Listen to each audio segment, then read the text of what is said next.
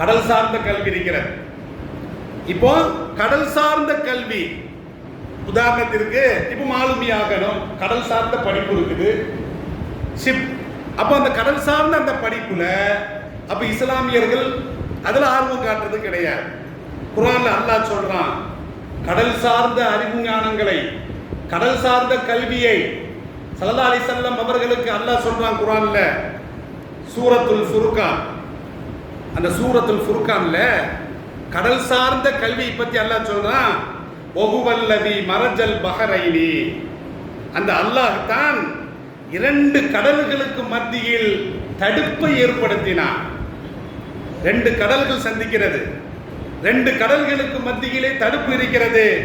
ஹாதா அதுபுன் ஃபுராத்துன்.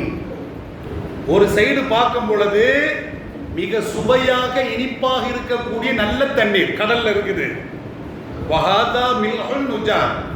இன்னொரு சைடு பார்க்கின்ற பொழுது அது உப்பும் கசப்புமாக இருக்கிறது.